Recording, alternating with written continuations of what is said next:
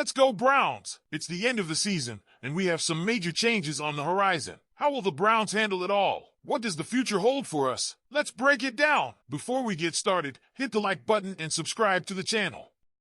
You won't want to miss the latest updates on our Cleveland Browns, especially when we have big stories like this. Let's get right to it. It's the end of the 2024 season, and we're seeing some major changes.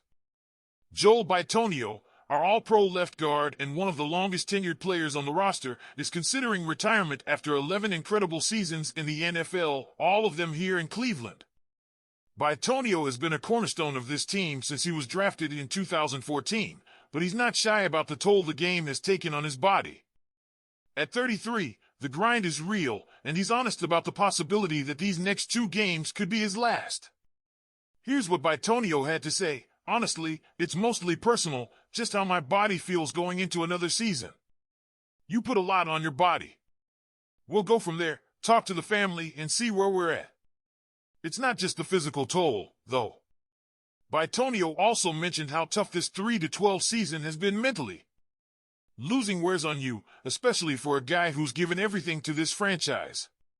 He said, the goal right now, you're in year 11, year 12, you want to try to win games. It's tough to go on the field and have 3 wins now. That's been tough. It's tough on your body.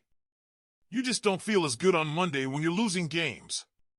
Bitonio's impact goes beyond the stats, though those are impressive, too. 6 Pro Bowls, 2 first-team All-Pro selections, and countless step-up moments for this team, even playing left tackle when needed. He's been a leader on and off the field. If Sunday's game against the Dolphins is his final home game, it will be the end of an era. But Bitonio isn't the only one who could be playing his last game in Cleveland. Let's talk about 3 other players who are likely on their way out after this season. First, wide receiver Elijah Moore. This was supposed to be his breakout year, especially after the Amari Cooper trade. But it just didn't happen. Moore finished the season with 501 yards and 1 touchdown in 15 games, far below expectations. The constant QB changes and offensive struggles didn't help, but Moore's time in Cleveland appears to be over. He's a free agent, and it's hard to justify paying him when younger guys like Cedric Tillman have shown more promise. Next up is Jameis Winston. Winston's time in Cleveland appears to be over before it even began. Benched in favor of Dorian Thompson-Robinson and now dealing with a shoulder injury, he's likely headed to free agency. Winston has been a big presence in the locker room, but he won't be sitting around as a backup QB for a rebuilding team. Expect him to seek a backup role with a playoff contender. And finally, let's talk about Jedrick Wills Jr. This is a frustrating one, Dawg Pound. Wills, a former first-round pick, never really recovered from his MCL injury. His PFF grade this year? A career-low 52.9. He allowed sacks, committed penalties, and struggled to stay healthy. But what really soured things was his decision to sit out the game due to an injury against the Ravens, calling it a business decision. That didn't sit well with fans or the organization. Will's time in Cleveland appears to be over, and it's hard to see the Browns bringing him back. So, Dawg Pound, we're looking at a pivotal offseason. Big changes are coming, and these next 2 games could be the last time we see some familiar faces in orange and brown. What do you think about Bitonio's possible retirement? And how do you feel about leaving Moore, Winston, and Wills? Let me know in the comments. Dorian Thompson-Robinson, or DTR as we know him, is preparing for his 2nd straight start of the season.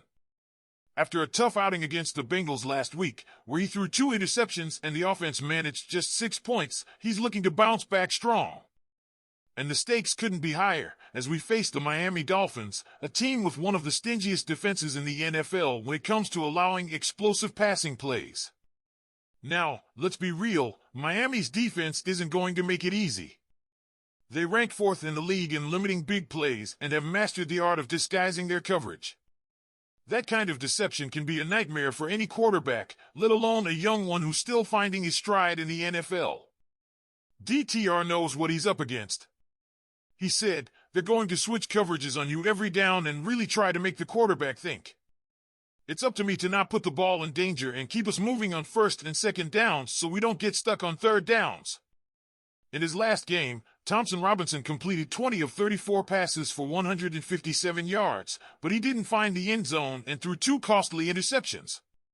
Despite those struggles, the coaching staff, including offensive coordinator Ken Dorsey, has faith in him. They've seen his physical ability and flashes of potential. But let's be honest, Dawg Pound. Potential only gets you so far. Dorsey didn't sugarcoat it when he talked about areas for improvement. Ball placement? Needs improvement. Avoiding turnovers? Non-negotiable. And perhaps most importantly, DTR needs to make better decisions about when to extend plays and when to throw the ball away. That balance is something Dorsey emphasized. He said, the most important thing for us is to continually focus on, there's a time and a place to try to extend plays. Worst case scenario, if we have to throw the ball away, we're going to do it and live to fight the next down. Last week, DTR's legs were a weapon. He rushed for 49 yards on 9 carries.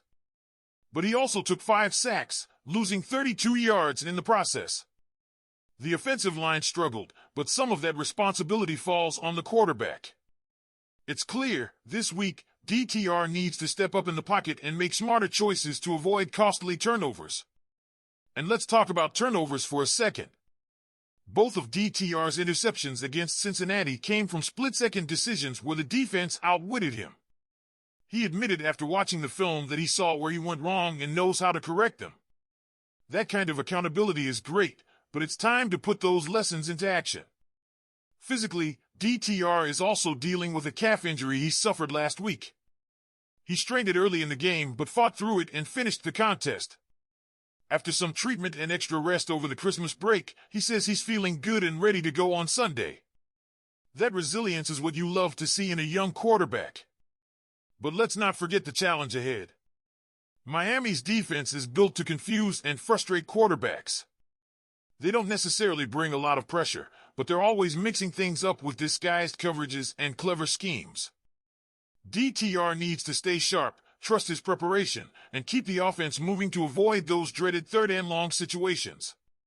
And that's it, Dawg Pound, the final home game of the season at Huntington Bank Field. It's been a tough year, no doubt. But this game is an opportunity for DTR and the Browns offense to end the home season on a high note and give the fans something to cheer about. So here's the big question for you. Do you think DTR can rise to the occasion and lead this team to a win against Miami? What do you think he needs to focus on more, ball security, decision-making, or something else? Leave your thoughts in the comments below. And before you go, be sure to like this video and subscribe to the channel to stay up to date on all things Browns. Thanks for watching, Dawg Pound. Let's keep the faith, and as always, go Browns!